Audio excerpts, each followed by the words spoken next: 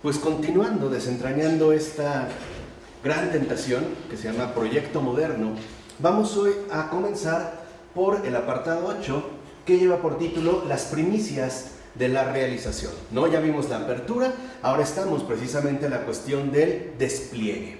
¿No? Como esto ya, digamos, va tomando forma y en efecto se va desplegando de manera gradual. Lo primero que podemos mencionar es que el dominio de la naturaleza empieza pues por su presencia en el hombre. Ahora el hombre se concibe a sí mismo como su único dueño, ¿no? El dominio, digamos, se aplica en primer lugar a sí mismo. El hombre va a ser definido en términos de dueño de sí mismo. De hecho, podemos decir que en esto se basa la posteridad de Francis Bacon, ¿no? Que la vez anterior nosotros comentamos. Y por eso, por ejemplo, es que uno de sus seguidores, John Locke, anotará en su diario en 1667 lo siguiente. ¿Qué dice John Locke?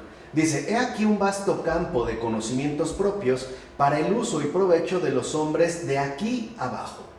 A saber, inventar máquinas nuevas y rápidas que abrevien o faciliten nuestro trabajo, combinar la aplicación sagaz de varios agentes o materiales que nos aseguren productos nuevos y benéficos de los que podamos servirnos, e incrementar así el conjunto de nuestras riquezas, es decir, de las cosas útiles para la comodidad de nuestra existencia. Y aquí hay una clave fundamental. No solo se trata pues de que el hombre ya se define así como dueño de sí mismo, sino que a partir de tal concepción el hombre va a configurar su propio modo de existencia. Por ejemplo, a partir de la producción de cosas útiles para la comodidad de nuestra existencia. Dicho de otra manera, el hombre se desliga de todo, se afirma como dueño de sí mismo y entonces comienza a tener la idea de configurar su propio mundo, según los criterios que él vaya considerando aceptables e incluso dándoles, por decirlo así, el título filosófico de razonables. Entonces, en Holanda, Spinoza presentará su obra como una empresa de liberación que debe llevarse a cabo a través del dominio, ¿no? Aparece esta liberación. Hay que hacer de nuevo todas las cosas. Pero sin embargo, este dominio no recae sobre la naturaleza exterior, sino sobre el hombre mismo. Entonces, ¿qué dice Spinoza, por ejemplo? Dice: llamo servidumbre a la impotencia humana para dominar y oponerse a los afectos. En efecto, el hombre sometido a los afectos está bajo la autoridad no de sí mismo, sino de la fortuna, que no es otra cosa más que una reelaboración de la herencia estoica, que también en su momento nosotros hemos comentado. Entonces, ¿qué es servidumbre? Ya que se empieza a ver en ese sentido como servidumbre, la incapacidad humana para dominarse a sí mismo. Así se va a definir la servidumbre, ¿no? Tienes que ser dueño de ti mismo. Y por eso el programa de liberación, por ejemplo, que nos presenta en este caso Spinoza, conlleva a no estar sometidos a nada, e incluso someternos a nosotros mismos mediante el dominio, por ejemplo, de las pasiones. De tal manera que Spinoza describe, fíjense ahora, el ideal humano que contempla, ¿no? ¿Qué es lo que contiene este ideal? O sea, lo que se llamará más tarde el confort. Es lo que les decía, no solo se va a reducir en este caso a una definición de la existencia humana, sino que contrae o conlleva su propio diseño, ¿no? La realización de este proyecto en base a los términos en los cuales se va definiendo. ¿Qué sucede en Alemania? En Alemania, Leibniz insiste sobre la utilidad de una academia de ciencias, y esta no deberá contentarse con la teoría, ¿no? Para Leibniz, por ejemplo, se trataría de solo examinar curiosidades, sino aumentar la comodidad de la vida humana y la alimentación de los sujetos. Ven cómo este proyecto moderno hoy en efecto ha tomado, por decirlo así, cuerpo y forma. Hoy hay dos aspectos que nos preocupan bastante, y uno es la comodidad de la vida, es decir, el confort. Nosotros buscamos las cosas siempre y cuando éstas nos aporten la mayor comodidad posible, sea bajo múltiples maneras, desde los automóviles más sofisticados hasta los sillones que ciertamente pudieran cumplir con este requisito. Y por otro lado también la excesiva atención e incluso obsesión que hoy en día tenemos, por ejemplo, con respecto a los alimentos. Nos preocupa mucho, pues, no solo la comodidad de la vida, sino también la obsesión con respecto a los alimentos. Hoy la alimentación para muchos de nosotros se ha convertido en una obsesión, pero ya se estaba configurando desde aquí. Son, digamos, las líneas que este proyecto va asumiendo poco a poco. Así, el dominio de los espíritus sobre la materia, dirá Leibniz, produce ordenaciones maravillosas y hace de los hombres pequeños dioses que imitan al gran arquitecto del universo. Y aquí aparece el perfil demoníaco.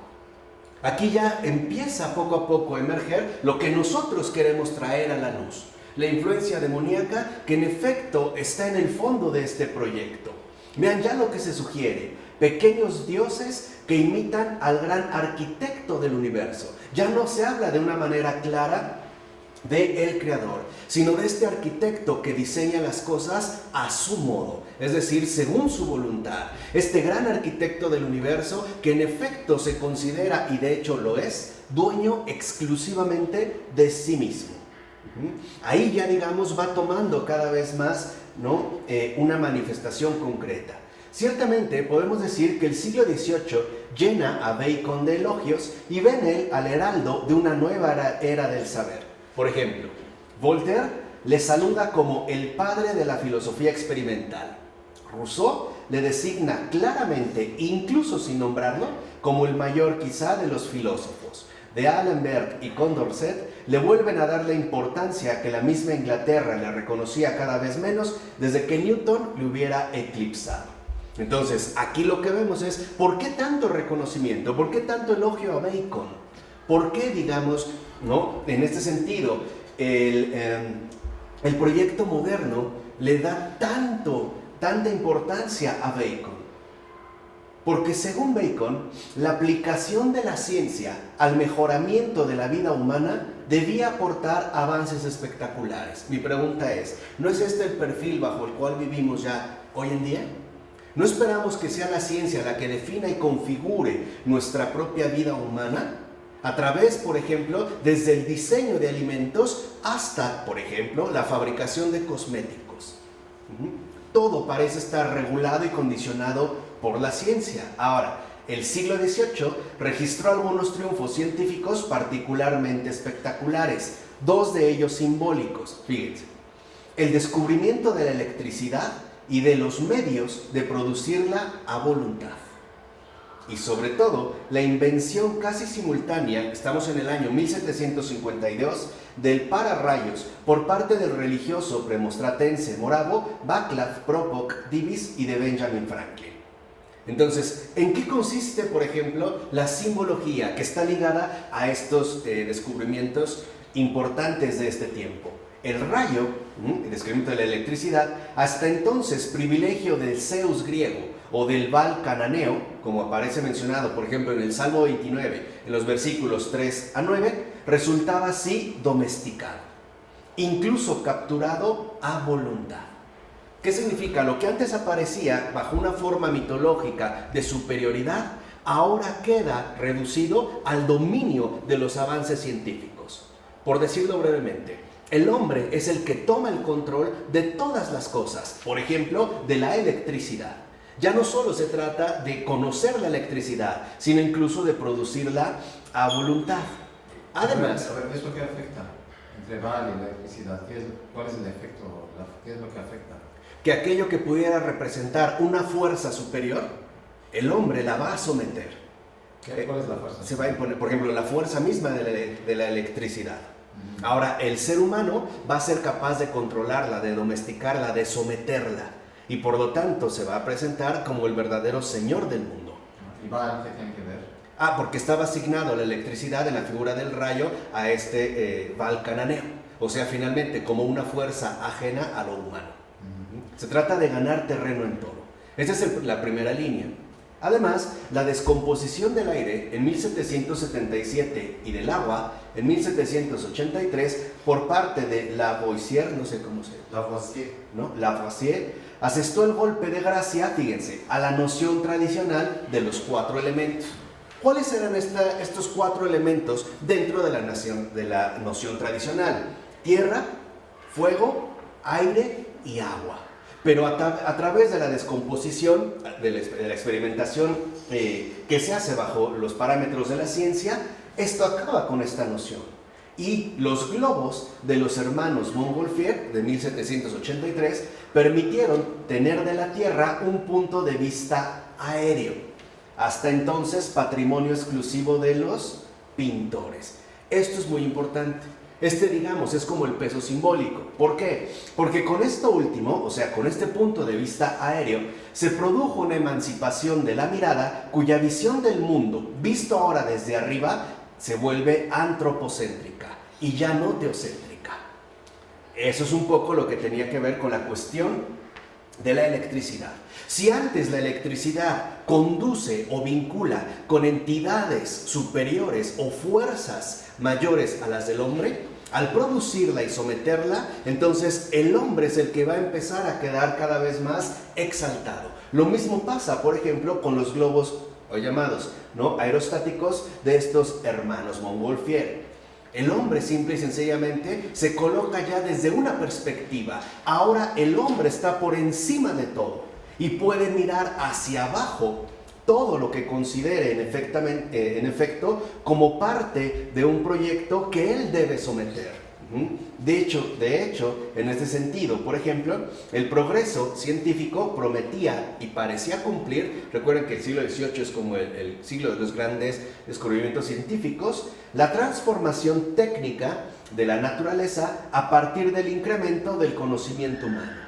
Es decir, ahora ya el ser humano va adquiriendo poco a poco un rasgo claramente dominador. Entonces, no es raro, pues, que con los tiempos modernos aparezcan precisamente las utopías científicas.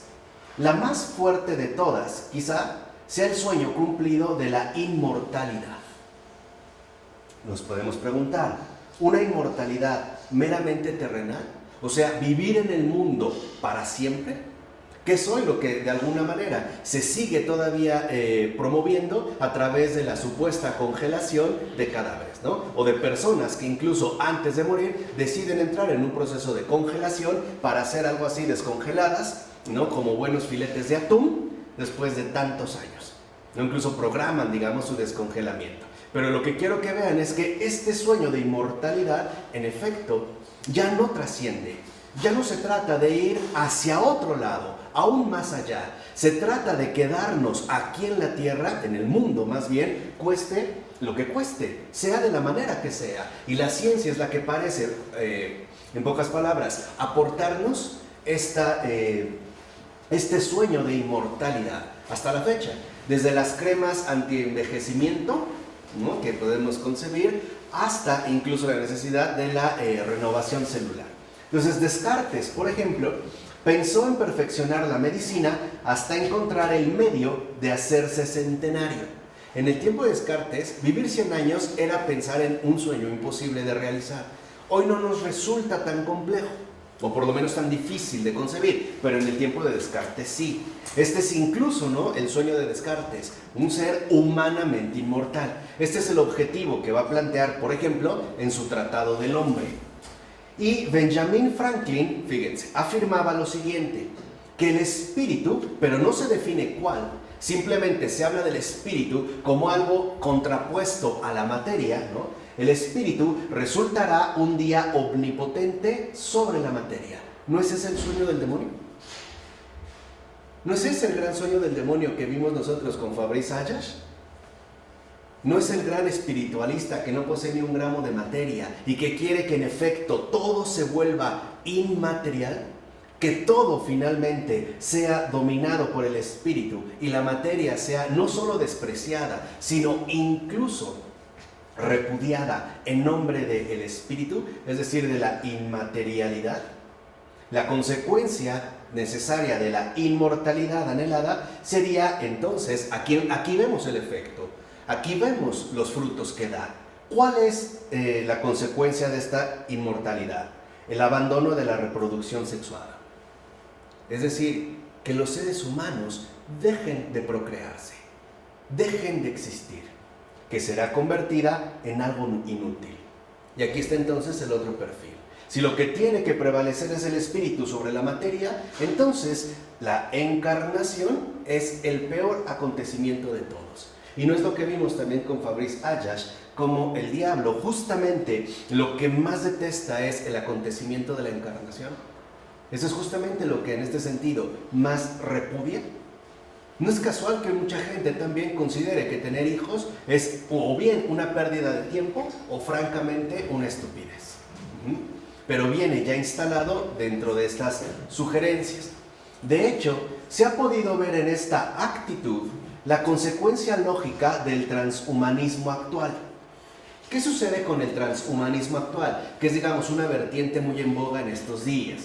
Los hombres, una vez inmortales, es decir, al no tener ya necesidad alguna de reproducirse, serán todos enteramente maduros, o sea, sin hijos. ¿Qué significa? Que entonces los seres humanos se tienen que convertir en espíritus desencarnados de inmortalidad infernal. Esta era justo la edad adulta que proclamaba Auguste Comte, pues él denominaba resurrección ideal el modo en el que el corazón conmemora a los grandes desaparecidos.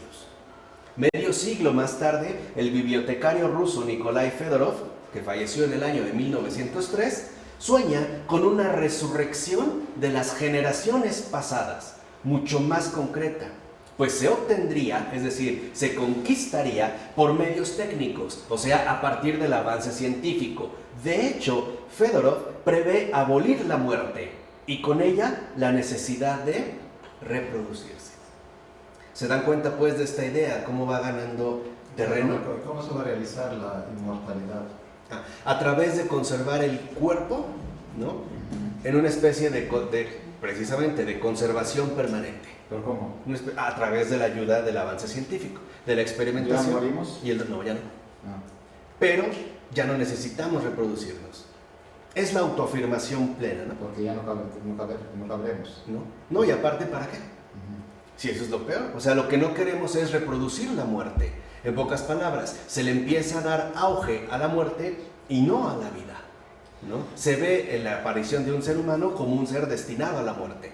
Y si lo que queremos es vencer la muerte, pues entonces no hay que traerlos a la vida, ¿no? La situación se va invirtiendo. Para Fedorov, en efecto, el trabajo global de los hombres será reorientado desde el futuro hacia el pasado, ya que en lo sucesivo la humanidad ya no tendrá que reproducirse, sino hacer revivir a sus antepasados.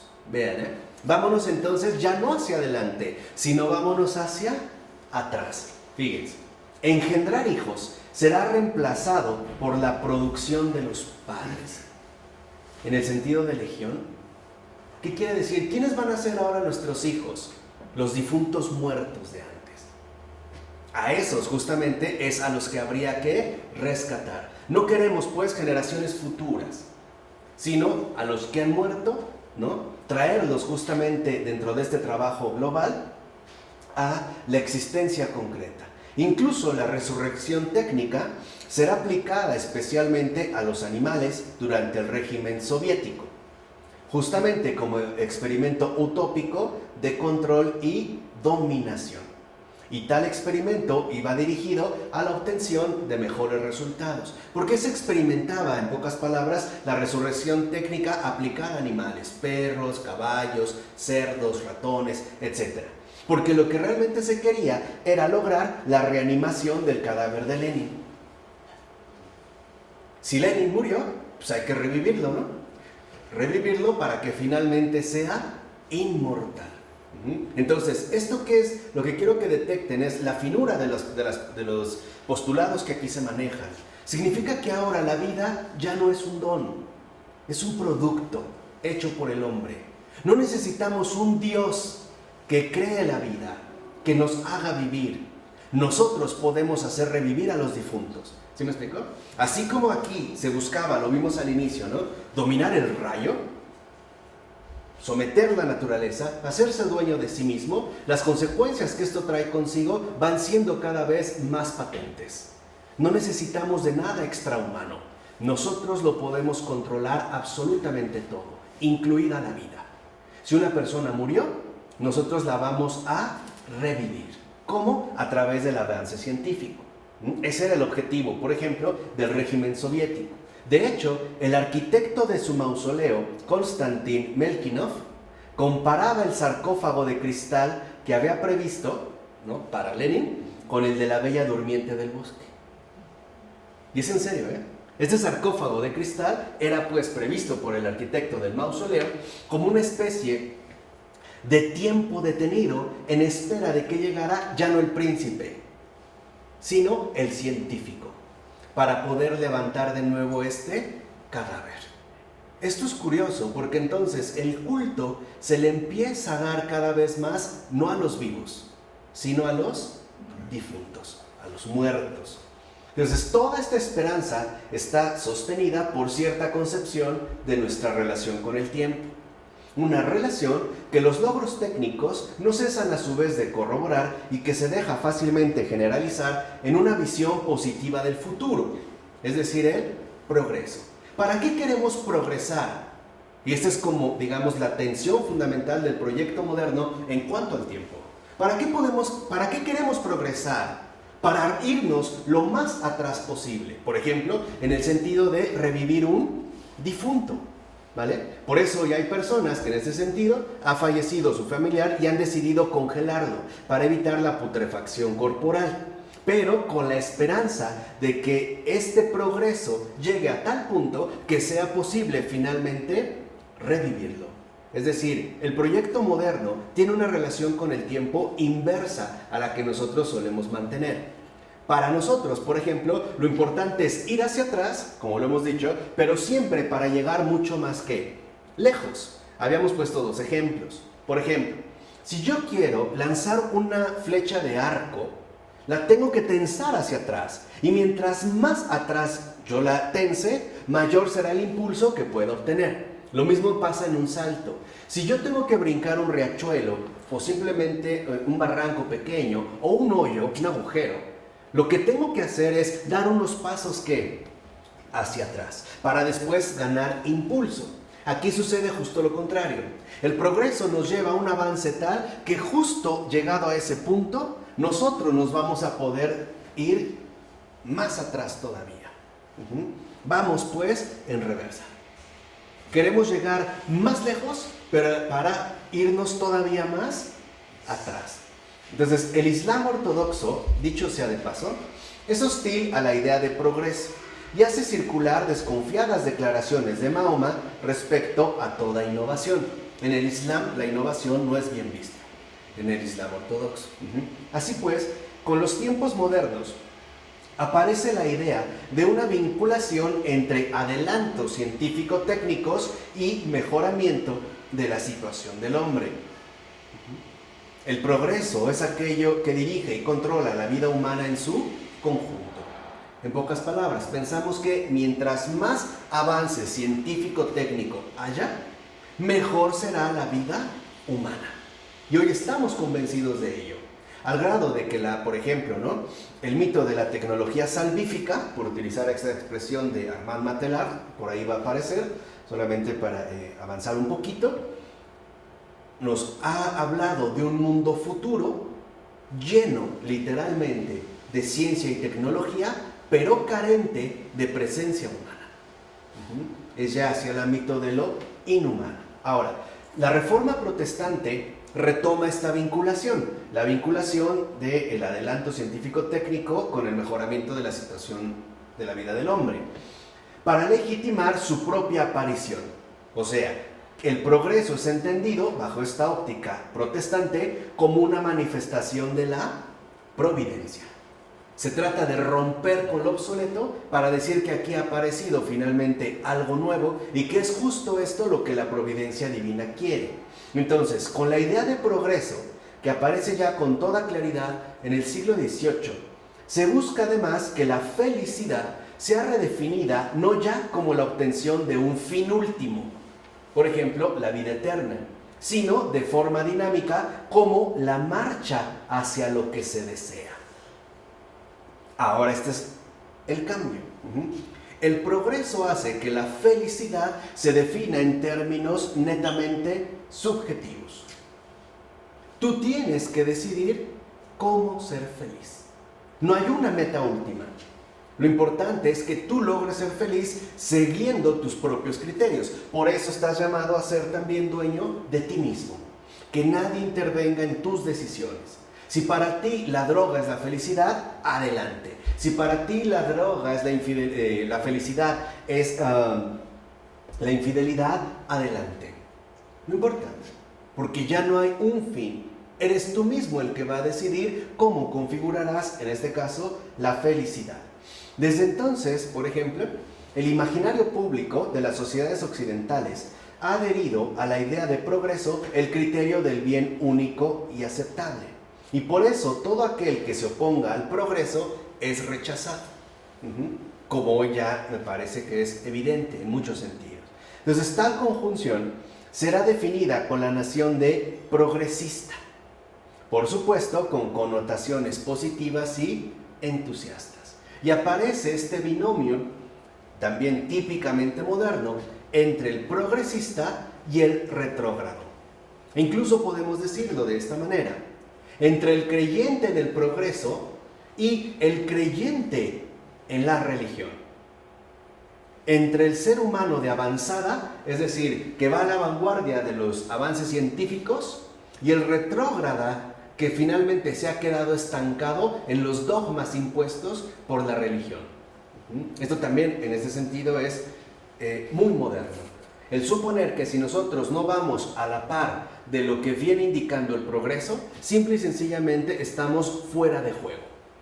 Nos hemos quedado finalmente marginados, atrás, ¿no? Visto como algo, en último término, inaceptable.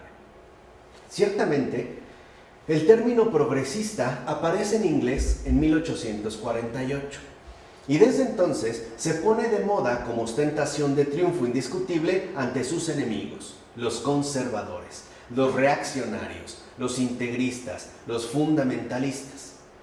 Sin embargo, dicho progresismo, a pesar de sus avances, no hace indiscutible el hecho de afirmar que el género humano progrese de igual manera, pues la relación saber-poder, conocimiento-dominio, ha traído consigo consecuencias morales, tanto personales como sociales, por demás cuestionables. En pocas palabras, no porque hayamos alcanzado un verdadero avance en el orden científico-tecnológico, significa que nuestra vida humana está mejor. La realidad es que puede ser evidente que está peor, ¿no? Por mencionar un ejemplo muy concreto, en una de las últimas encuestas que se hicieron en el Reino Unido, ¿no?, hace un par de años, se dieron cuenta de que la causa fundamental de los divorcios viene dada por el uso de las redes sociales.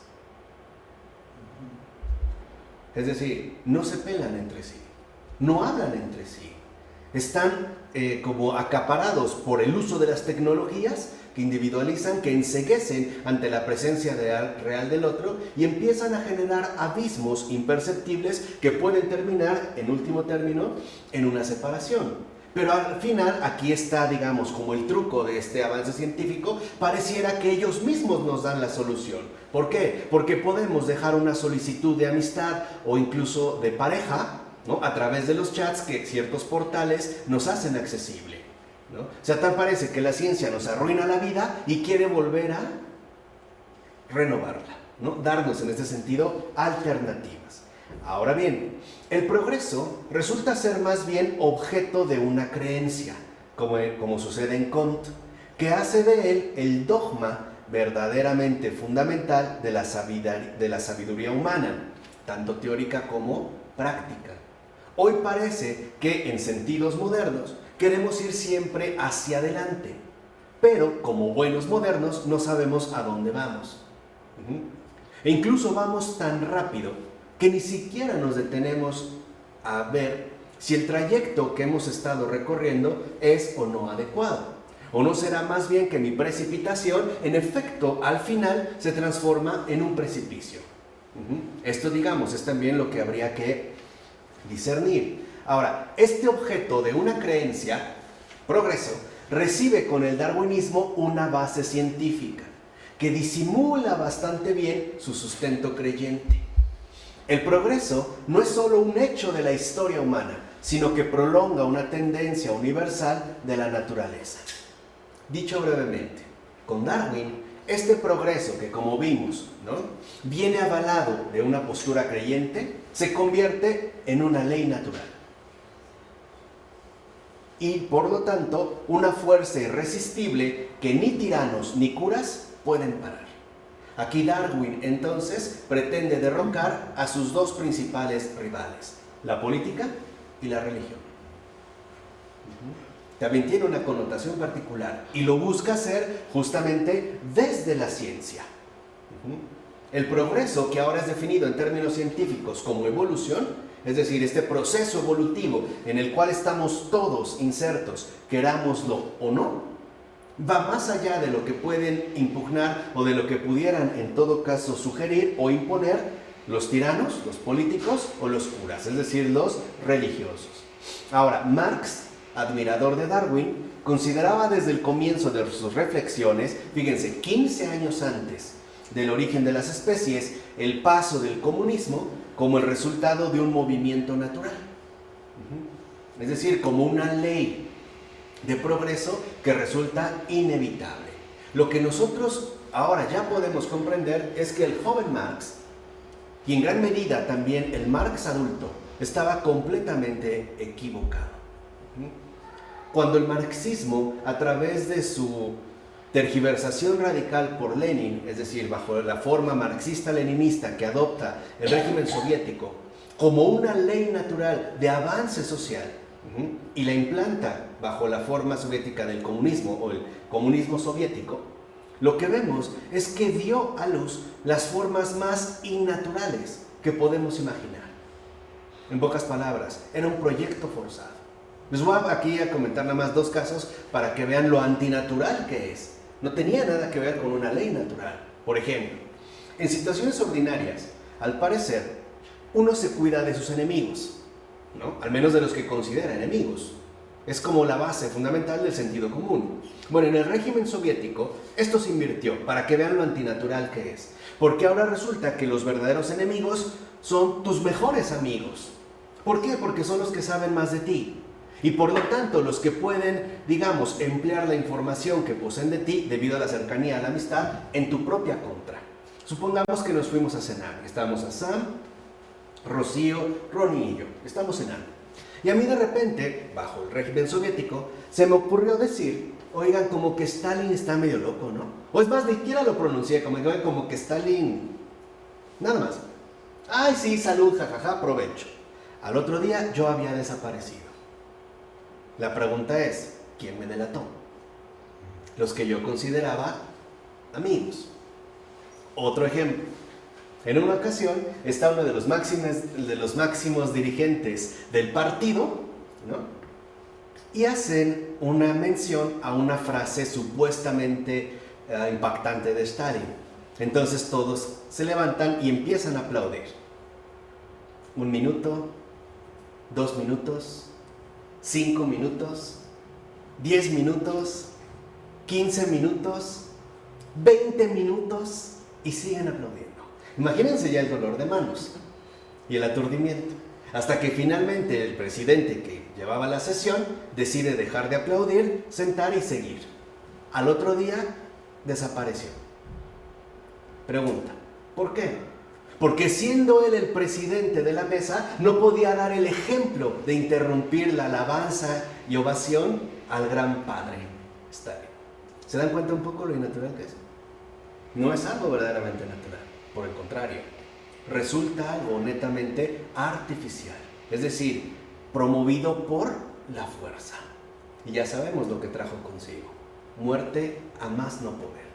Bueno, entonces, así pues, la idea de progreso se vuelve entonces, con todo gusto, hacia el pasado, para medir con orgullo las distancias recorridas y tener razones para guardar un futuro mejor.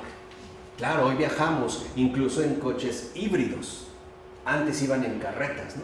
Y todavía esperamos que después incluso podamos tener algo todavía mejor. O sea, también se promueve el orgullo. Incluso los ingleses no se quedan atrás. Pues Joseph Priestley, por ejemplo, contempla entusiasmado un progreso sin límites. Y por eso dice: cualquiera que haya sido el comienzo de este mundo, su final será glorioso y paradisíaco, más allá de lo que nuestra imaginación puede actualmente concebir. Vean, aquí la frase, digamos que su artilugio está en lo siguiente. Habla del comienzo como si fuera algo no relevante, cualquiera que haya sido. Ok, podemos decir que Dios nos creó, o que venimos por un proceso evolutivo, o lo que sea, no importa.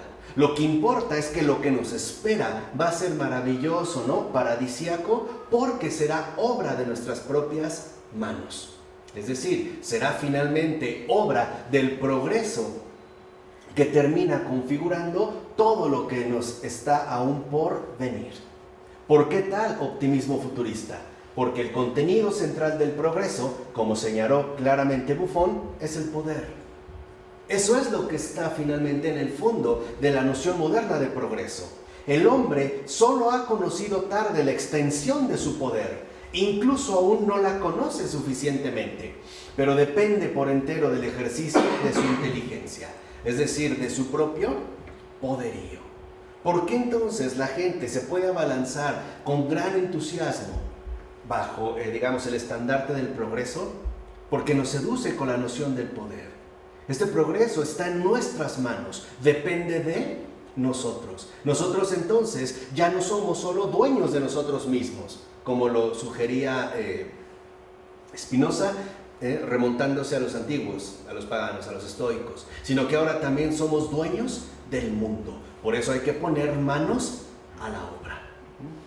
Así pues, la mirada retrospectiva sobre el pasado se completa ahora con una visión profética del futuro. ¿Qué es el futuro?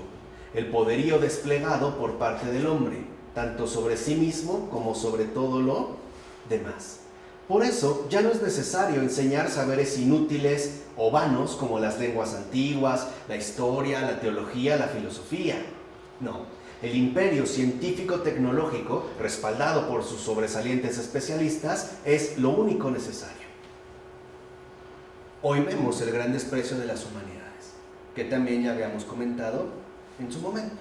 De ahí que el escritor polaco Stanislaw Lem, por ejemplo, en su libro Congreso de Futurología, ojalá lo puedan leer, es una novela bastante breve, pero es increíble, extraordinaria, hiciera algunas observaciones por demás pertinentes que bien vale la pena recuperar y meditar. Lo interesante en el caso de Stanislaw Lem, este gran escritor, es que él era científico de formación y era un científico serio, pero también era un escritor de ciencia ficción. Entonces, en su obra, digamos, establece este contraste. Coloca datos científicamente duros, o sea, incluso, ¿no?, avalados por las teorías y por los avances científicos más recientes, pero añade la ficción precisamente para desenmascarar algo que este avance científico-tecnológico tiende a ocultar. ¿Qué pasa aquí? Por ejemplo, ¿qué dice Stanislaw Lem? Dice: en una época de alta especialización, nada puede realizarse con las propias manos, sino que hay que contar con los profesionales y con los conocimientos de unos especialistas. Está escribiendo esto en los años 60, 50. Hoy ninguno de nosotros se fabrica su propia computadora, ni su propio laptop. Tenemos que esperar a que los profesionales y los especialistas nos lo ofrezcan. Ninguno de nosotros lo puede realizar. Antiguamente, nosotros no necesitábamos que un especialista nos fabricara la escoba. La podíamos hacer con un palo y ramas, como incluso algunos barrenderos lo siguen haciendo. Hoy ya no. O sea que el avance científico-tecnológico que nos ha dicho que mejorará nuestra vida, también la verdad es que nos ha vuelto profundamente dependientes. Incluso estamos esclavizados a ella. Ninguno de nosotros, vuelvo a repetir, realiza o se fabrica, se produce sus propios aparatos tecnológicos. Aunque alguien pueda ser hábil, por ejemplo, en el manejo del software, ¿no?, y más o menos entrarle, definitivamente no puede producir aquello en lo cual lo aplica.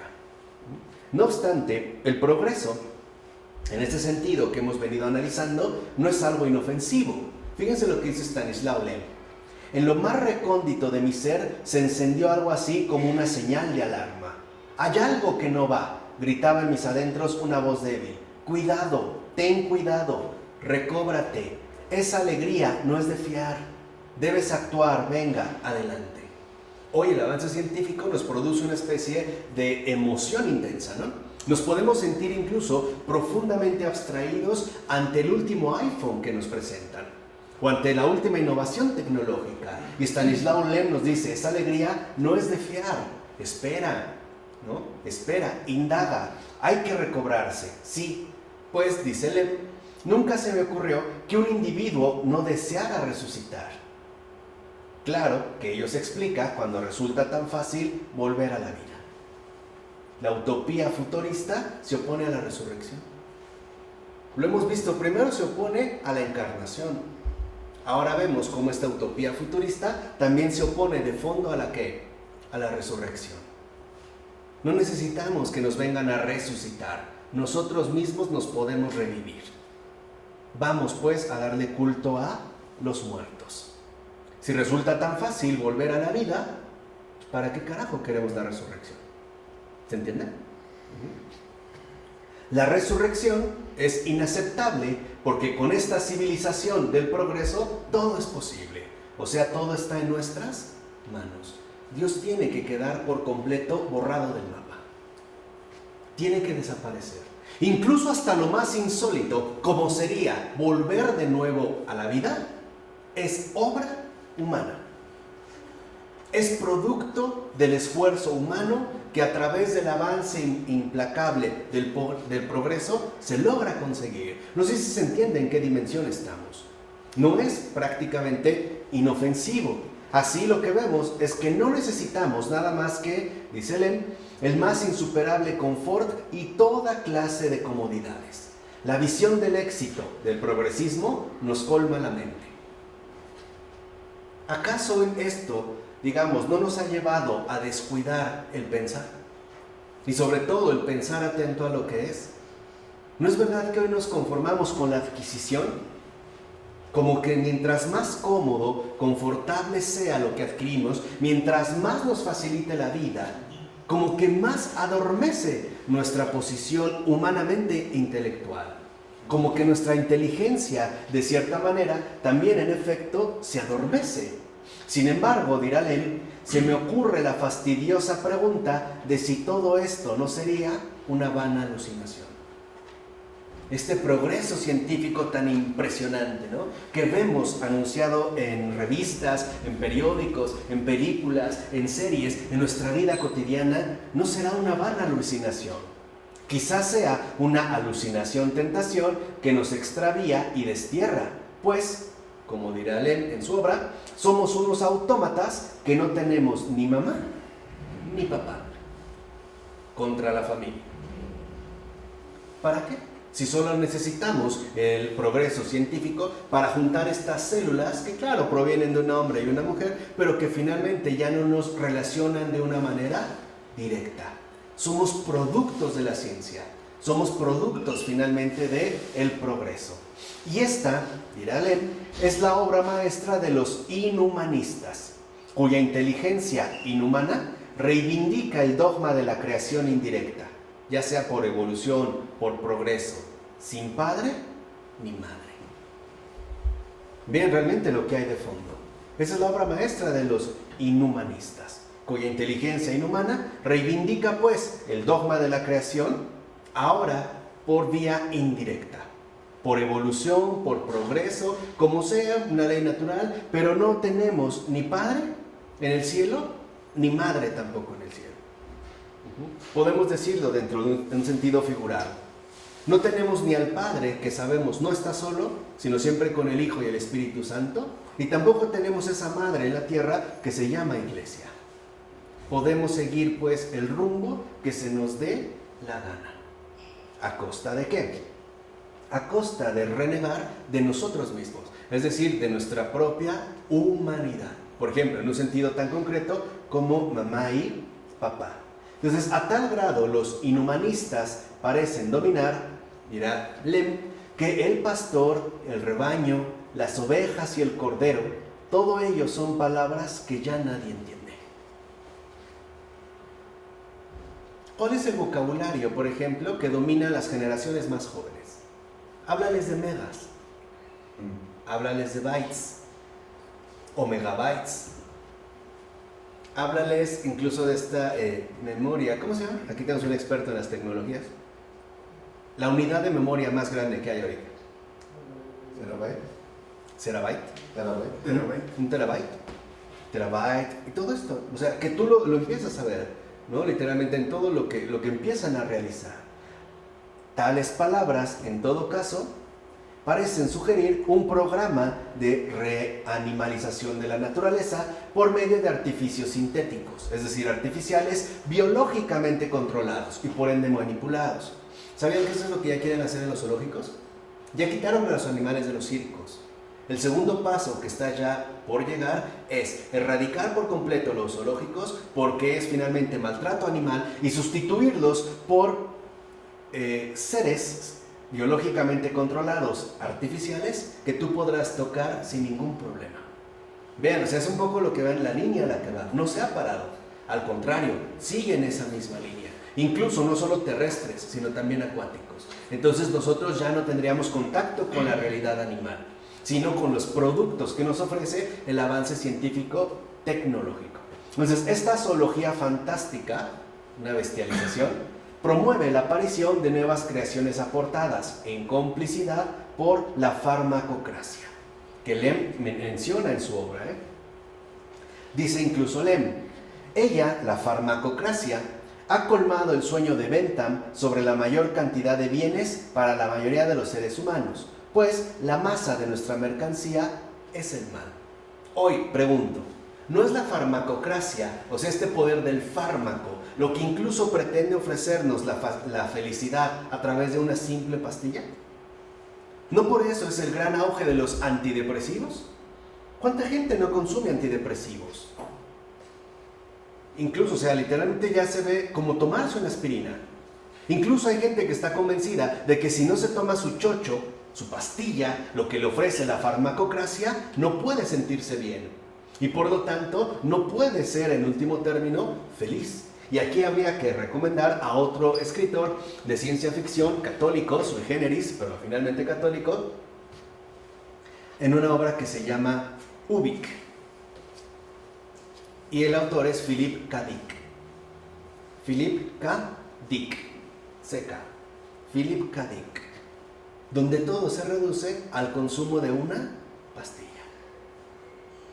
Esta pastilla que nos devuelve en último término a esa fantasía real que el mundo no nos puede aportar. En pocas palabras, lo creado, lo real, es una porquería.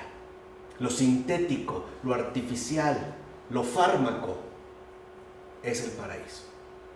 Por eso también se habla de drogas sintéticas, ¿no? O las llamadas design drugs, estas drogas de diseño que nos abren esos paraísos artificiales que ya en su momento Baudelaire hubiera señalado con bastante precisión. Por eso digo que podríamos leer también en ese sentido Ubik. ¿O no es también de alguna manera el contenido ciertamente central de una película o una saga como Matrix o Matrix? ¿No todo se define en una pastilla, azul o roja? ¿Cuál escoges? ¿No es esta pastilla la que te va a condicionar para abrir los ojos a la realidad o seguir viviendo bajo el engaño? Aquí la cuestión se ha invertido. Lo que en la vida ordinaria es un engaño. Necesitamos la farmacocracia para descubrir ese estado paradisíaco que el avance científico nos proporciona. Y dice Lem, no señor, no es broma. Hemos realizado la contradicción. Vean, dice, cultivamos el mal, lo mismo que un virus del cual se prepara un medicamento. Antiguamente, la cultura tenía por misión el persuadir al individuo de que el hombre ha de ser bueno para el hombre, y solamente bueno. Hoy, por el contrario, los tiempos modernos tratan de convencernos que el hombre es malo para el hombre, malo incluso para sí mismo. La humanidad, tanto en los demás como en uno mismo, es el enemigo a vencer hasta la aniquilación total. ¿Sí o no? ¿Cuánta gente no está convencida de que la peor especie que habita este globo terráqueo es el hombre? ¿No Avatar nos lo hizo ver claramente en el cine? Esta especie monstruosa que en efecto lo que no entendemos es que termina promoviendo un odio recíproco contra unos y otros por el simple hecho de ser hombres. Hoy, ¿cuánta gente prefiere adoptar un gato y no a un ser humano? ¿Tienes idea cuánto se gasta anualmente en alimentos especializados holísticos para perros y gatos? Por no hablar de los juguetitos, y las carnazas, y los premios, y los tapetes. Por eso, marcas que se dedican al cuidado de las mascotas, que aquí no quiero mencionar, porque son muy conocidas a nivel mundial, llamémosle pet, ¿no? Llamémosle, o más, ¿no? Como sea, o las que quieran, ¿no? De ahí es un gran negocio. ¿Se dan cuenta cómo prosperan a partir del odio a lo humano? ¿No hay gente que está convencida que es mejor que los seres desaparezcan? ¿Y sabías que hay un sitio en internet vigente en Estados Unidos con 2,000 seguidores que promueven el suicidio voluntario y colectivo como una ofrenda para destruir lo más destructivo que existe? Por eso, quizá cuando vemos que una persona muere humanamente, no nos pesa. Pero eso sí, si vemos en la calle un gatito sufriendo, se nos parte el corazón. Pero si vemos una persona padeciendo, no nos importa, porque de fondo decimos, es basura. Lo voy a decir como es, esta es una mierda que no tendría por qué estar aquí. Esa es parte de nuestro imaginario, ¿eh? Por eso nuestra mirada posee cataratas para la realidad de las cosas. Omitimos a la gente, las ignoramos, porque para nosotros lo humano no es bueno. Al contrario, es completamente ¿qué? Malo. O pregunto, ¿o no desconfiamos de manera constante unos de otros? Los ejemplos que hemos dado. Si una persona en la calle que nunca he visto, salud, se me acerca y me regala un delicioso cupcake, para empezar ni lo acepto. Y si lo acepto, no me lo como con toda tranquilidad. Porque de antemano, para mí, ahí hay algo malo. Y es algo malo porque esa persona es ¿qué? Mala. Si yo le digo a una alumna que le invito en la noche a mi casa, ya sabemos qué puede pensar. Ya, o sea, de entrada esto ya está dado. Es lo que dijo Lem. Cultivamos el mal, lo mismo que un virus del cual se prepara un medicamento. Primero damos el mal y después vamos a dar justamente, ¿no? En este sentido, el medicamento, la solución, la cura. Si las personas son tan malas, entonces protégete a ti mismo. ¿Cómo? Cámaras de videovigilancia, ten un celular para que puedas grabar a aquel que te hace un daño, que atenta contra ti. Pero esto, en último término, ¿qué termina generando? Vuelvo a repetir, profundo desprecio a lo humano. Tú ve los comentarios. Entra un día a YouTube y ve videos donde haya gente que golpeó a otra. Ve lo que la gente dice. Maldito, ojalá muriera, perro. Bueno, estoy diciendo lo más decente. Ve lo que sucede. Hoy el delito es ser humano. Hoy uno de los grandes delitos es ser humano. Ese es el grave delito. Pareciera pues que ya estamos estigmatizados y marcados, ¿no? Ya estamos marcados, y no es broma. Ese es realizar la contradicción. ¿Se dan cuenta? Eres hombre, eres lo peor que hay. Por eso hay gente que se detesta a sí misma. No le gusta como es, se considera siempre algo imperfecto, estoy muy gordo o muy gorda, muy flaco, muy flaca, muy blanco, muy moreno, muy lacio, muy chino, qué sé yo. Pero de fondo es sembrar secretamente en cada corazón humano el desprecio a sí mismo. Esa es la contradicción. Así, cortesía y simpatía son las herramientas engañosas con las cuales tenemos una mayor tentación de pegar con fruición a diestra y siniestra. Y esto es imprescindible para el buen funcionamiento del equilibrio, la calma y la salud, es decir, del mal. Nosotros nos tratamos con mucha cortesía y simpatía, pero escondiendo un odio secreto, un desprecio secreto entre unos y otros. Nos podemos sonreír o saludar, pero de entrada ya hay una desconfianza, ¿no? Él es malo para mí. Todos son malos para mí. De hecho, hay gente que está convencida de eso. Si en el mundo no hubiera nadie más, yo sería feliz. Si en el mundo se murieran todos menos yo, qué feliz sería, ¿no? Eso es un poco a veces de lo que ocurre en nuestro tiempo. Así dice Lem, ¿qué me está diciendo? Lo que oye. Libérese de toda hipocresía, del engaño a sí mismo. Todo eso ya no nos sirve de nada. Estamos emancipados. Vean, a cada cual el mal que el alma le pida. La desgracia, la vergüenza, claro, para los demás, toda cuanto se quiera.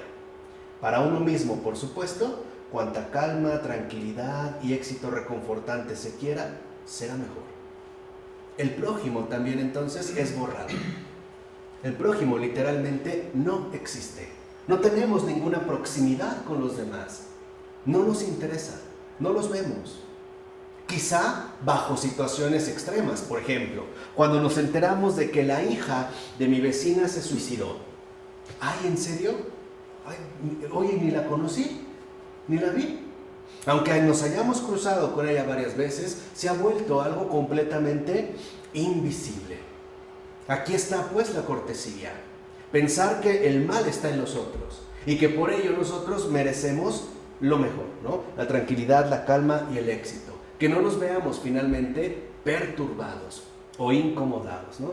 Aquí ronda pues sigilosamente esta contragracia espiritualizada cuya emancipación borra los pecados del mundo. Es una contragracia espiritualizada. Suponer que nosotros debemos de conservarnos en el bienestar, en el confort y por lo tanto alcanzar así nuestra tranquilidad de conciencia. Somos buenos, no merezco, trabajo mucho, me esfuerzo demasiado, lo que tengo lo he ganado honradamente. Claro, pero ¿a costa de qué? De no vincularme con los demás, de hacer del otro alguien inexistente.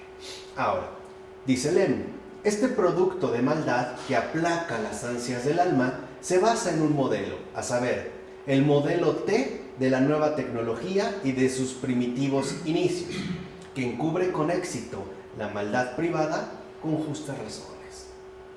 Hoy, mientras más calma, tranquilidad y éxito poseas, en efecto, esa maldad privada que asumes será, por así decirlo, ¿no?, encubierta por las razones racionales que se ofrecen al respecto. Para eso trabajas, o que no te importe a costa de qué. Por ejemplo, cada cosa que nosotros utilizamos involucra a mucha otra gente. Y muchas veces esos productos que consumimos están cargados de explotación e injusticias. Pero a nosotros no nos importa, con tal de que digamos que trabajo para poder disfrutarlo y que por lo tanto no tiene nada de malo. Al contrario, les ayudo comprándolo. Y no solo atacando lo humano. Hay mujeres que se las pasan de 6 a 8 meses, mujeres chinas, adentro de un barco confeccionando ropa, No ven ni siquiera la luz del día. Y las extensiones de cabello, que hoy suelen ser tan usuales, hoy ya se sabe de dónde vienen, de niñas de la India, que son explotadas de esa manera para que el cabello sea empleado para esas extensiones que son compradas a muy altos precios. Obviamente, bajo los avances del progreso. Esas son las justas razones, que nos hace olvidar realmente todo lo que implica. Es decir, hoy nosotros podemos vivir con calma, tranquilidad y éxito reconfortante, pero no nos preguntamos a costa de qué.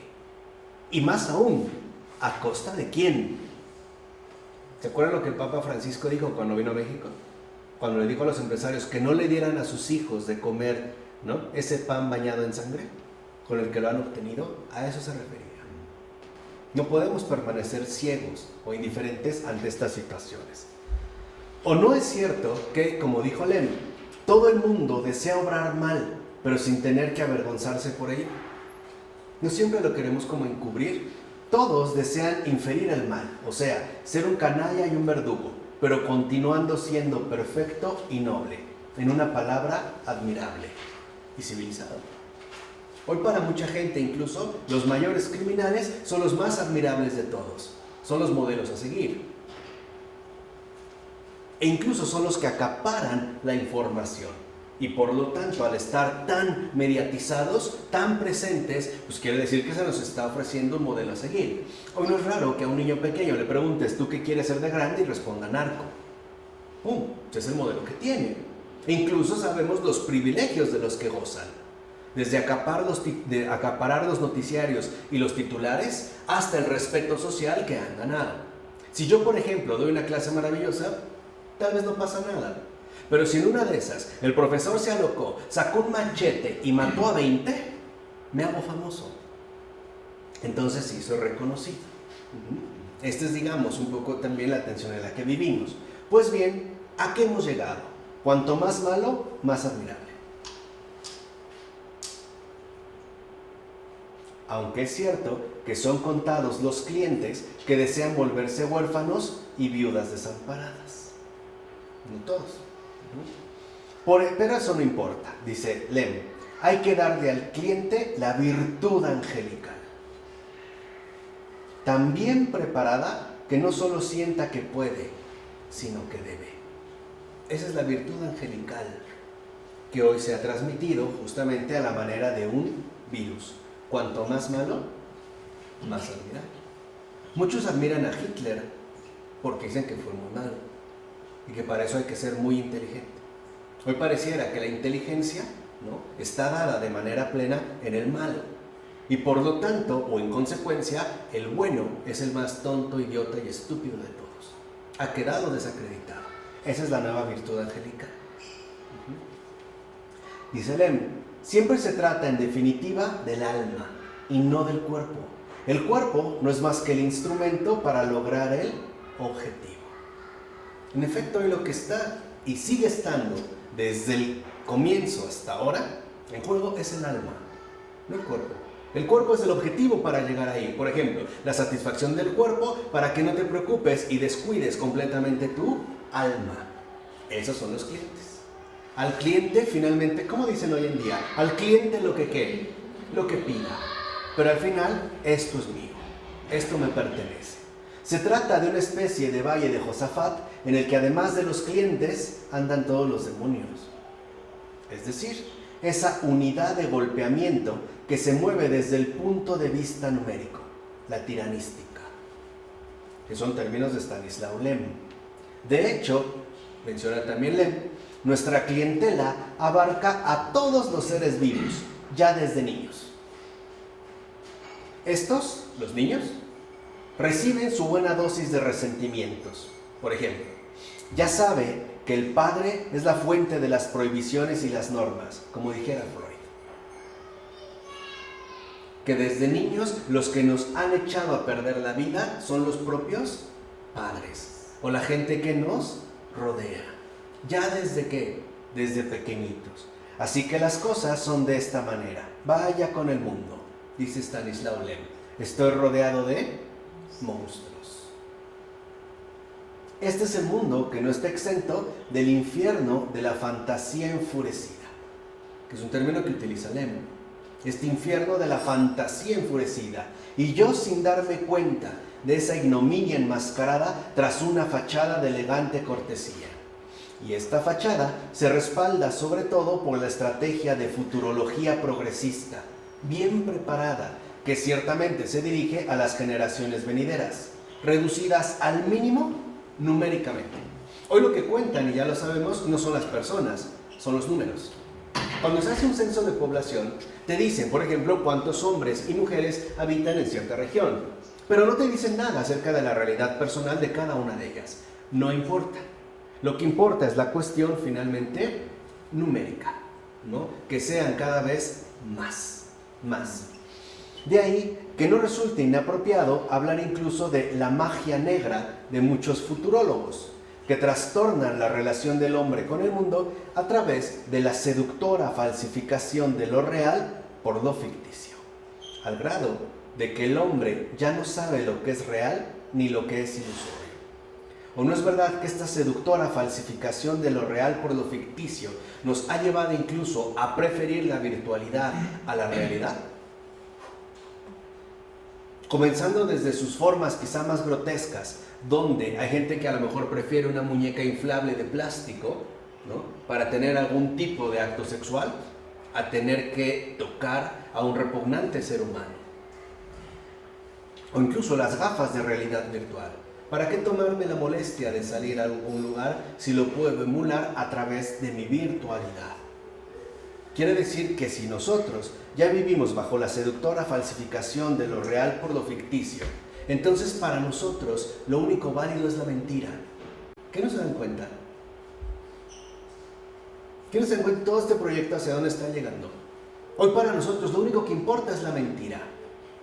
Y mientras más sofisticada sea la mentira, más la vamos a aprobar. Desde la comida. ¿O a poco corresponde lo que nos ofrece, por ejemplo, McDonald's en sus anuncios de los McTríos con lo que nos da? No, pero no reclamamos, porque para nosotros lo fundamental es la seducción. Lo que nos gusta es que nos seduzcan. No importa. Esa es también la farmacocracia. Hoy nos gusta la seducción, ¿no? O sea, yo creo que si una persona en su sano juicio viera a una chica de portada o un hombre de portada así como aparece y realmente dijera, wow, esta es la mujer de mis sueños, yo quiero una mujer así, y se subiera al transporte público, se deprime. Es para acabar suicidándose, en serio. Pero eso nos fascinó, ¿no? Como nos dijo el Génesis, se le abrieron los ojos. Claro, pero se nos abrieron los ojos y no nos dimos cuenta para qué. Quizá para ser más propensos a la seducción del engaño, a la seducción de la mentira. Hoy por eso incluso una persona operada nos resulta atractiva, aunque sabemos que sea falso. ¿Se dan cuenta de lo que digo? Nos sentimos atraídos por la falsedad, por la falsificación. O sea, hoy nosotros mismos validamos la mentira. Eso es lo que nos agrada, la mentira. Por eso pueden reírse incluso diciéndonos cuando son apresados que comience el show, ¿no? Luces, cámara y acción. Ya saben de quién hablamos. Dice Lem, si viera el ser humano en un abrir y cerrar de ojos el mundo que en realidad nos rodea, en lugar de esa mascarada maquillada, le aseguro que se quedaría asombrado. Si viera realmente la mentira que hoy está extendida, en un abrir y cerrar de ojos, quedaríamos asombrados. Asombrados de terror ante, como dice Lem, la porquería que unos segundos antes estaba saboreando. O sea, el progreso. Es decir, la marcha hacia lo que se desea. ¿No es esto lo que ha escondido el progreso? Nosotros lo saboreamos sin ponernos a pensar ¿a costa de qué? ¿No es este deleite seductor el que nos hace omitir e incluso olvidar todo lo demás? Dice Lem, ¿de qué se trata? Haga el favor de explicármelo. ¿Es una perfidia? ¿Un plan para acabar con toda la humanidad? ¿Una satánica conjura? Quizás sí. Pues también aprendimos a enmascarar la muerte. Y no para perjudicar, sino por razones sublimes. Son las hermosas envolturas de la angelidad inhumana. Esa es la virtud angelical, la angelidad inhumana. Hoy también se disfraza la muerte. Nos hacen creer que no vamos a morir y que si estamos a punto de, la ciencia podrá venir a nuestro rescate. También esto se ha enmascarado. Quizá bajo En el primer texto dice se queda asombrado si ve las mentiras. Si realmente... ¿Porque ya le gusta o porque...? No, porque realmente se espantaría del engaño bajo el cual vive. En pocas palabras, si la luz de la verdad le permitiera ver la realidad de las cosas, se aterraría. Se aterraría de ver todo lo que sea ahí, digamos, en marcha, que es lo que nosotros tratamos de detectar. ¿Quién es Lem? Es un escritor. Pero católico. Stanislaw Lem. No precisamente. Pero como polaco tiene esa raíz. Pero sí es digamos, un verdadero buscador de la verdad. Un científico, pero sí comprometido con la verdad. Y él se dio cuenta de ello, como científico. Que esta idea de progreso no seduce, pero que de fondo promueve algo inhumano. Y que eso inhumano, en cuanto tal, quizá no puede provenir de otro lado más que de una satánica conjura. Pues ¿quién puede odiar tanto al ser humano? El enemigo, ¿no? Es el que ha puesto en marcha toda esta conjura. Todas con sus hermosas envolturas. Se trata de las hermosas envolturas del confort y el lujo, que son los ingredientes principales del adormecimiento seductor que maquilla bastante bien todo el vacío de aquella estafa monumental. Eso es el progreso en este sentido. Una estafa monumental. Porque en el fondo lo que nosotros podemos detectar es que no es nada. No posee absolutamente nada. Y todo ello para lograr que ya nadie reaccione espontáneamente ante nada. Lo que dijimos, o no pasamos fríos indiferentes. ¿Ya? Pues la diferencia entre los sentimientos manipulados y los naturales ha dejado de existir. Hoy vivimos con las emociones congeladas. Incluso nuestros sentimientos ya están manipulados sobre qué reaccionar y sobre qué no reaccionar. De hecho, dice Lem, la esfera de las posesiones reales de la humanidad se va reduciendo con una rapidez espantosa, ya que, primero, las posesiones que nos ofrecen estas hermosas envolturas son pasajeras, no eternas. Es decir, no son celestiales. Son algo meramente mundano. Cuando Satanás le presentó a Jesús en la tercera tentación todos los reinos de la tierra, yo les pregunto, ¿cuál ha pervivido? ¿Cuál está vigente hasta el momento? ¿Cuál? Ninguno. Eso es lo que nos ofrecen las hermosas envolturas. Lo pasajero. Así que estas posesiones que supuestamente nosotros hemos alcanzado o que bien se nos ofrecen, son pasajeras. Y dos, debido al reemplazo de la creciente falta de espacio exterior con la alucinada forma subjetiva del espacio interior, o sea, mental. Precisamente porque este último no conoce ninguna limitación física. ¿Cuántos de nosotros no vivimos bajo el desvarío de la mentalidad desenfrenada? Ok, tengo limitación físicamente exterior, por ejemplo. A lo mejor no tengo lo que yo anhelara, pero puedo viajar mentalmente como si lo tuviera. E incluso, ¿qué sucedería si lo tuviera? Es un poco como las personas que sueñan, híjole, ¿yo qué haría si me ganara la lotería? ¿No? Y a lo mejor puede mencionar, no, pues yo lo primero que haría sería darle a mi mamá, llevarme aquí y ya quisiera ver. A lo mejor ni de su madre se acuerda. Si le dijeron, no mamá, mira, cuando yo empiece a trabajar, lo primero es que te voy a comprar tu lavadora. Nunca llegó. El lavadero sigue desgastado. Ah, pero sí, me sigue lavando mi ropa. Pero la lavadora nunca llegó. De verdad nunca llegó, ¿no? Vamos a ver. Quizá no son más que mentalidades.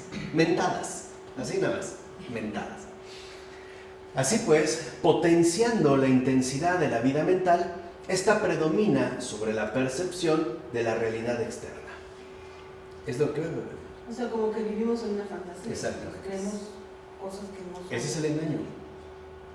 Vivimos bajo esta vida mental que no corresponde con la realidad externa. Vivimos inmersos en nuestras propias alucinaciones. De hecho, incluso, se puede conseguir así el ser ascendido al puesto de Dios, sin mayor dificultad.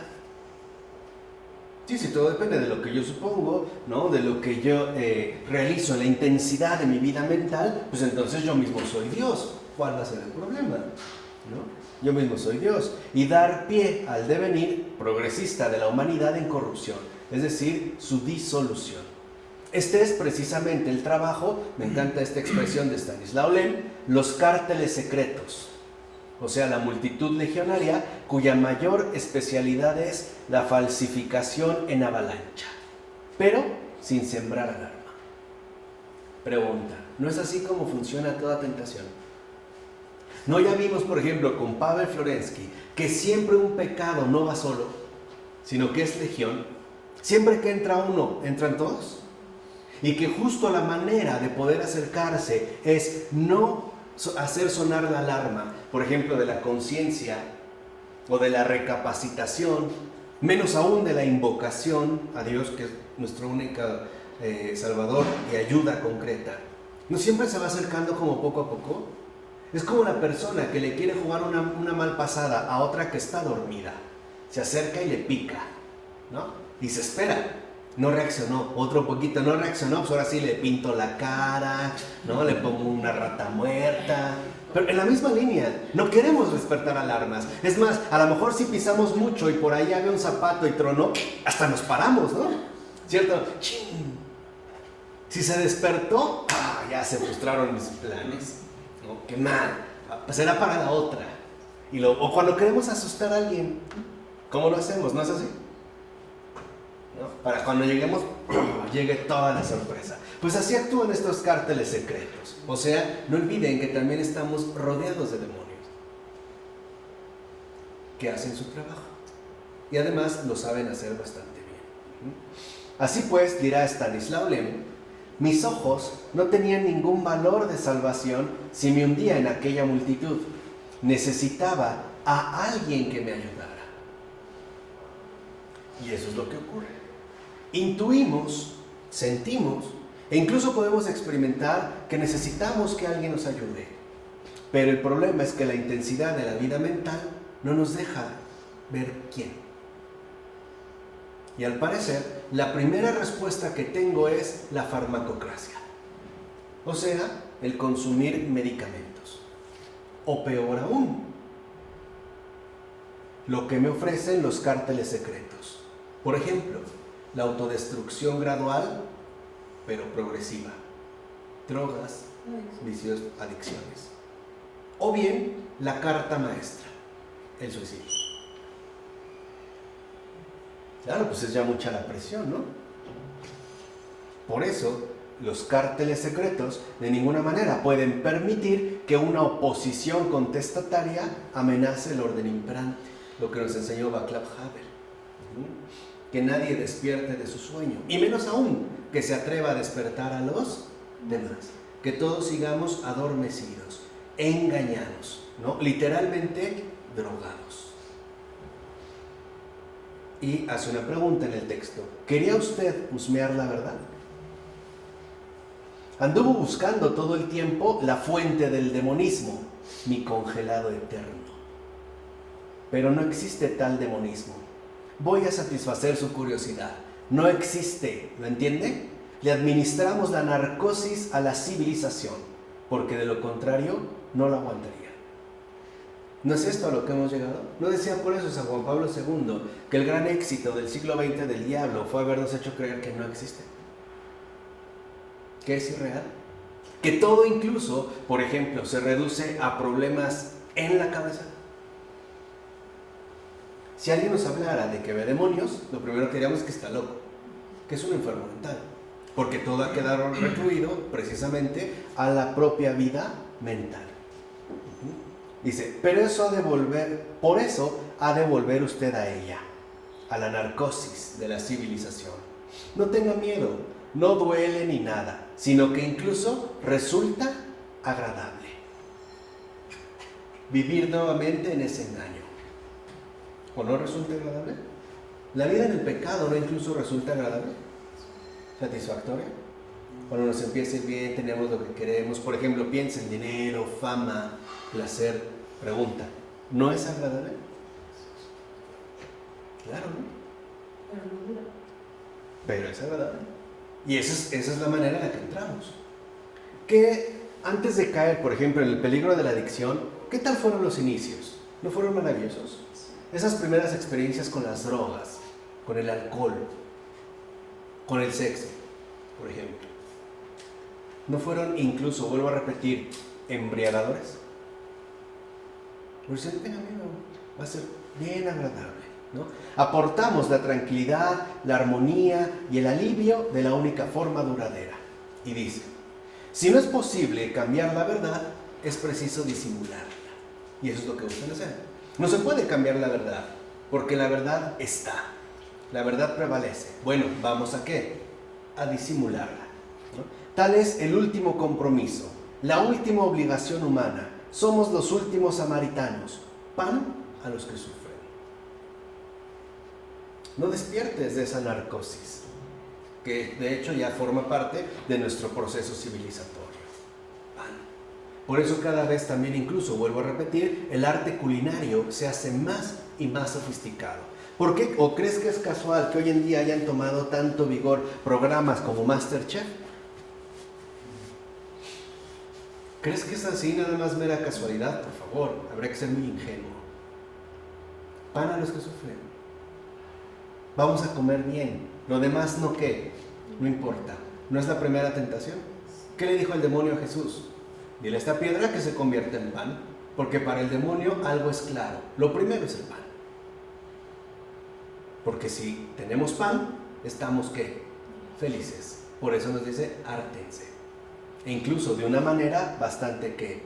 Agradable. Podemos decir en términos culinarios, Michelin, ¿no? Con estrellas Michelin. Aquí radica el meollo de la estafa, es decir, la salvadora tarea de los inhumanistas. El infierno disimulado existe. Iremos juntos, pero usted dirá, eso sí, feliz, feliz. ¿Cuánta gente no hay que lo dice de esa manera? Pues yo ya le di vuelo a la hilacha y no me arrepiento de nada y todo feliz, feliz. ¿O no? Seamos sinceros, no es el recorrido que ha dado justamente Stanislaw Lem a través de ese congreso de futurología. Les digo, es una obra bien breve, es una novela, es narrativa, es ciencia ficción, pero vale mucho la pena. Esto es el punto, el infierno disimulado existe, ¿no? El infierno disimulado existe. Los cárteles secretos siguen siendo organizativamente operativos, y ese es su mayor triunfo. El infierno disimulado existe. Iremos juntos, pero eso sí, usted dirá feliz, feliz. Tal estafa bien podría ser esa hora 25 de la que habla Virgil Georgiou en su libro titulado precisamente La hora 25. Él fue un sacerdote ortodoxo, y esta obra, esta novela también es extraordinaria. La hora 25 se llama. Es decir, el momento en que toda tentativa de salvación se hace inútil. Ni siquiera la venida de un Mesías resolvería nada. No es la última hora, sino una hora después. El tiempo preciso de la sociedad occidental es la hora actual, la hora exacta. Ojalá mediten en esto último. ¿Qué dice él? Es que lo que vimos que este es, digamos, ¿no?, el núcleo central de la estafa. El infierno disimulado existe. Iremos juntos. Pero eso sí, usted dirá feliz, feliz, ¿no? En pocas palabras, usted dirá por voluntad propia. Usted será uno más de los nuestros. Será en pocas palabras igual a nosotros. Por eso es el momento en el que toda tentativa de salvación se hace inútil. Usted es un condenado. Condenado como nosotros somos igualmente condenados. ¿Ah, no es salvación? ¿Para Virgil? No. Es, lo que denuncia es esta hora, ese momento que conduce la gran estafa. O sea, el objetivo que el demonio quiere, la condenación. Dice, lo que dice Virgil es que es justamente el tiempo preciso de la sociedad occidental. Esa es la hora exacta. Lo que se trata es que nosotros sigamos adormecidos, ¿no?, narcotizados por este engaño infernal bien disimulado, para que en último término estemos finalmente tan perdidos que la salvación ni siquiera sea una opción. ¿Lo notan? Que lleguemos al fondo donde incluso la posibilidad de una redención ya no está, ya no existe. Lo que existe es el infierno, pero eso sí, iremos juntos e iremos todos bien felices, saturados de confort, de felicidad, de dicha, de placer, pero sin saber siquiera lo que nos aguarda esa hora 25. ¿De acuerdo? Vamos a dejar hasta aquí. En nombre del Padre, del Hijo y del Espíritu Santo.